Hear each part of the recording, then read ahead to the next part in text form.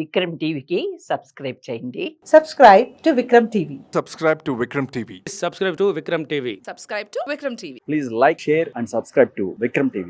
Value education మీద వాళ్ళ పేరెంట్స్కి టీచర్స్కి చెప్పేటప్పుడు ఒక మంచి కథ చెప్తుంటారు. ఈ రోజుల్లో పిల్లలు పేరెంట్స్ పిల్లల్ని అంత కేర్ చేయట్లా. వాళ్ళని ఇప్పుడు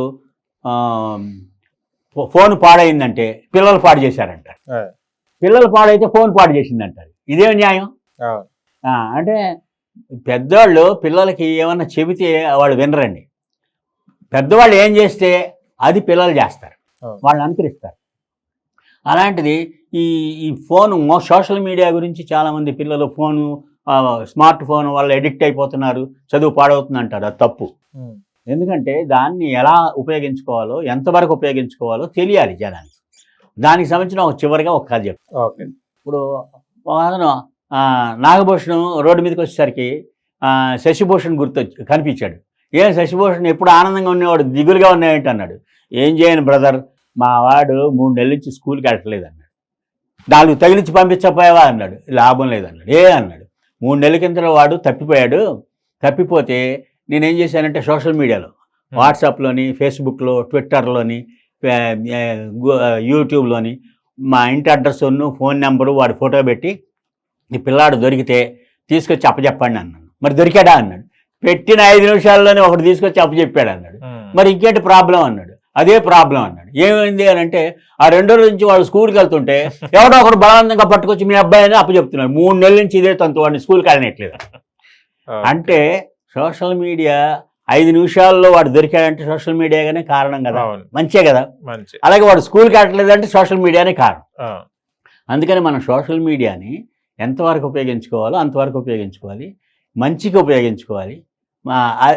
ఆ విషయాన్ని పిల్లలకి మనం నేర్పాలి, అంతే. పెద్దవాళ్ళదే తప్పు. పెద్దవాళ్ళు ఇది దృష్టిలో పెట్టుకొని అలా చేస్తే మంచి ఫలితాలు వస్తాయి అనేది నా ఉద్దేశం. కాదు సార్, ఇంత చిట్కా ఇంత నిమిషంలో కూడా స్టోరీస్ చెప్తారు కదా, ఎలా మీకు ఇది చిన్నప్పుడు మీ నాయనమ్మ అమ్మ వాళ్ళు ఎవరని చెప్పేవారు? చిన్నప్పుడు వేసవి సెలవుల్లోనే మా ఊరు వెళ్ళేవాడిని.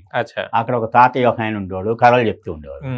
ఆ తర్వాత మా అక్కయ్య నాకు కథలు చెప్పి నన్ను మోటివేట్ చేసేది. అంటే చందమామ, బాలా పత్రికలు చిన్నప్పుడు ఆ పుస్తకాల్లో కథలు చదివి వినిపించేది. ఆ తర్వాత కథలు చెప్పేది. ఆ తర్వాత నాకు కూడా ఆవిడ చెప్పిన కథలు బాగా వంటబట్టి నేను కథలు చెప్పడం మొదలెట్టా. స్కూల్లోని ఖాళీ పీరియడ్ వస్తే నన్ను రమణ వచ్చి కథ చెప్పు అనేవాళ్ళు. ఆ తర్వాత పెద్ద అయిన తర్వాత ఇంకా కథలు రాయడం మొదలెట్టాను. నేను 1962లో నేను ఫస్ట్ ఫారం 6వ తరగతి చదివేటప్పుడు ఫస్ట్ కథ నాది ప్రింట్ అయింది చంద్రభాను అనే పత్రికలో. అలాగా ఇంకా అట్లా అప్పటి నుంచి కథలు చెప్పడం అలవాటైంది. ఆ కథలు చెప్పడం అనే టెక్నిక్స్ అంటే చాలా మామూలుగా అనగానగా రాజు, ఆ రాజుకి 7 కొడుకులు 7 వేటకెళ్ళారంటే చీపా అని అంటారు. అంటే దానికి వాయిస్ మాడ్యులేషన్ ఉండాలి, ఎక్స్ప్రెషన్స్ ఉండాలి. చిన్నపిల్లలు చెప్పేటప్పుడు వాళ్ళ స్థాయికి తగినట్టుగా జంతువుల కథలు, పక్షుల కథలు, ఫ్యాంటసీ స్టోరీస్ చెప్పాలి. ఒక చిన్న బుజ్జి కుక్క పిల్ల ఉంది, ఆ కుక్క పిల్లని చూసి ఒక బాబు వచ్చాడు, ఇలా చెప్పాలి. అదే మార్కెటింగ్ వాళ్ళకి ఎగ్జిక్యూటివ్స్కి చెప్పాడు, చిన్న కుక్క పిల్ల ఉందంటే వాళ్ళకి ఇప్పుడు నేను చెప్పిన మోటివేషనల్ కథలు ఎలా ఉన్నాయో అలా ఆ స్థాయిలో చెప్పాలి. అంటే ఏ ఏజ్ గ్రూప్కి, ఏ కేటగిరీ వాళ్ళకి, ఏ రంగం వాళ్ళకి తగిన కథలు వాళ్ళకి చెప్పినప్పుడే అది ఎఫెక్టివ్గా ఉంటుంది. అందుకని ఈ స్టోరీ టెల్లింగ్ టెక్నిక్స్ మరొకసారి చెప్పేది ఏంటంటే, ఈ కథాకేళి కార్డులు కావాలనుకున్నవాడు నాకు ఫోన్ చేస్తే అది ఎలాగా తెప్పించుకోవాలి ఏమిటనేది నేను వివరాలు చెప్తాను. ఈ అవకాశాన్ని దీనికోసం ప్రత్యేకంగా స్టోరీ టెల్లింగ్ టెక్నిక్స్ నేర్పేందుకు ప్రత్యేకంగా వర్క్షాప్ అక్కర్లే. ఇదే వర్క్షాప్, ఇన్స్ట్రక్షన్స్ ఉంటాయి, ఎలా చెప్పాలి ఏమిటి అవన్నీ ఉంటాయి. అది